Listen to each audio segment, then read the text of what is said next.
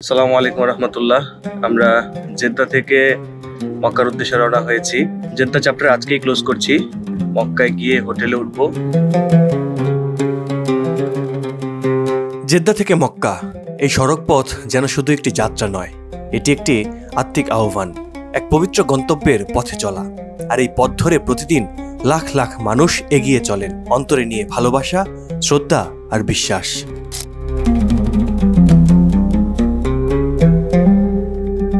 আমাদের যাত্রা শুরু হচ্ছে সৌদি আরবের বাণিজ্যিক রাজধানী জেদ্দা থেকে। সমুদ্র তীরবর্তী এই শহরটি শুধু আধুনিকতার প্রতীক নয়, এটি হাজিদের প্রথম গন্তব্যও বটে। আমরা জেদ্দা শহরে 5 দিন ছিলাম, ঘুরে দেখেছি এই শহরটির অলিগলি, নিয়েছি আরবি ঐতিহ্যের স্বাদ, তার কিছু ঝলক দেখিয়েছি আপনাদেরও। এবার ছুটে চলছি কাবার পথে, মহান রবের দরবারে মস্তক অবনত করতে। জেদ্দা থেকে মক্কার দূরত্ব প্রায় 8 কিলোমিটার, সময় লাগবে আনুমানিক 1 ঘন্টা 10 মিনিটের মতো। তবে ট্রাফিক অনুযায়ী এই সময়টা কম বেশি হতে পারে।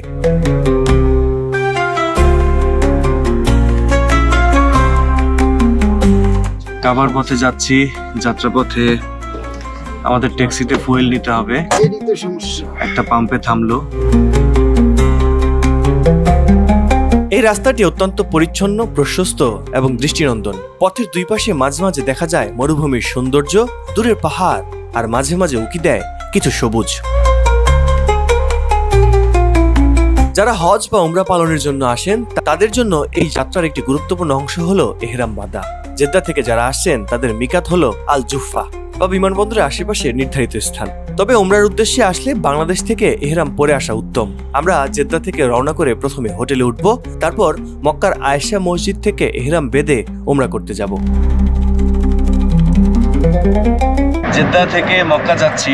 আমার আসলে অনুভূতিটা বলতে পারছি না, একটু ভয় লাগছে, আবার চিন্তাও হচ্ছে। সেই সঙ্গে মক্কা শহরটা দেখবো, সেটা ভেবে নিজের ভিতরে একটা অন্যরকম অনুভূতি কাজ করছে। আর সব মিলিয়ে একটা মিশ্র প্রতিক্রিয়া। এই প্রতিক্রিয়া আসলে ভাষায় প্রকাশ করার মতো না। এই পথের প্রতিটি কিলোমিটার আপনাকে একটু একটু করে পবিত্রতার দিকে এগিয়ে নিয়ে যাবে, এমনই অনুভূতি হচ্ছিল আমার হৃদয়ে। কাবার পথের দিকে যতই এগিয়ে যাচ্ছি ততই চিন্তা বাড়ছে, আমরা ঠিকমতো করতে পারবো তো, দোয়াগুলো ভুলে যাব না তো। এসব ভাবতে ভাবতে মোবাইলে দোয়াগুলো পড়ছি। সৌদি আরবের অন্যতম ব্যস্ত ও গুরুত্বপূর্ণ সড়ক পথ এটি। এ পথে প্রতিনিয়ত চলাচল করে বাস, প্রাইভেট গাড়ি এবং হজ যাত্রীদের বহনকারী বিশেষ যানবাহন। ঘন্টায় 120 কিলোমিটার বেগে আমরা ছুটে চলছি। সকাল 10টার দিকে আমরা রওনা হয়েছি, এখন 10:56। প্রায় 1 ঘন্টার মতো আমরা চলেছি। ধারণা করা যাচ্ছে আর 20 থেকে 25 মিনিটের মধ্যে আমরা মক্কা ঢুকে যাব। তো যাত্রাপথে আপনাদেরকে এই অঞ্চলটা সম্পর্কে জানিয়েছি, অনেক কিছু দেখিয়েছি। সামনে যেতে যেতে আরো কিছু দেখাই, আমার সাথেই থাকুন।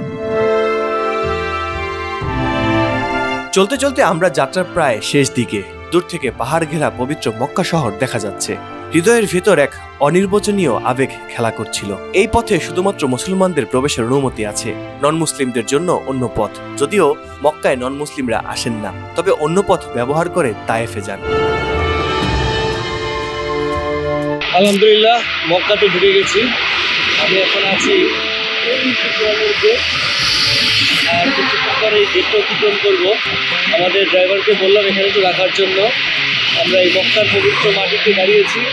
জেদ্দা থেকে বেরিয়ে এই প্রথম মক্কার এই পবিত্র মাটিতে দাঁড়িয়ে আছি। ওই যে কোরআনের গেট। আমি আসলে আবেগে আপ্লুত হয়ে যাচ্ছি, কথা বলতে পারছি না। এই চতুর্দিকে পুরো পাহাড় আর পাহাড়, যতদূর চোখ যায় পাহাড় আর মরুভূমি, মরুভূমি, পাহাড় আর আকাশ যেন এক হয়ে আছে।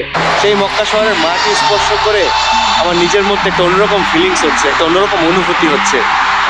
আপনাদের কাছে দোয়া চাই আমি যেন উমরাটা ঠিকঠাক মতো করতে পারি এবং আল্লাহ যেন একজন পরিশুদ্ধ মানুষ হিসেবে আমাকে কবুল করে নেয়।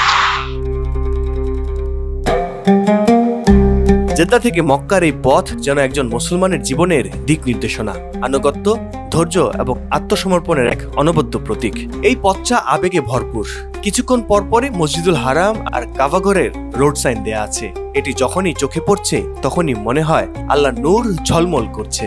ঘড়ির কাঁটা এখন 11:35। আমরা 10টায় রওনা করেছিলাম, 1 ঘন্টা 35 মিনিট লাগলো। আমরা মিসফালা রোডে ঢুকে গেছি। 1.5 ঘন্টার একটা জার্নি ছিল। 1.5 ঘন্টা জার্নি শেষে মক্কায় চলে এসেছি। এটাই আমাদের হোটেল। এটা অবশ্য পিছন সাইড, গাড়ি এখানে পার্কিং করে আমরা নেমেছি। সামনের দিক দিয়ে আমরা হোটেলটায় উঠবো এবং এই হোটেলটা কেমন সেটাও আপনাদেরকে দেখাবো। মক্কার মিসফালা এলাকার ইব্রাহিম খলিল রোডের একদম শেষ মাথায় আমাদের হোটেল। 4 বেডের এই হোটেলটার জন্য আমাদের গুনতে হবে প্রতিদিন 70 রিয়াল। এই রুমের সঙ্গে ছোট্ট একটা কিচেন রয়েছে, ওয়াশরুম রয়েছে। সবকিছু মিলে এই হোটেলের পরিবেশটা আমার ভালোই লেগেছে। 4 জনের রুম হলেও আমরা 2 জন এখানে আরাম করে থেকে যেতে পারবো।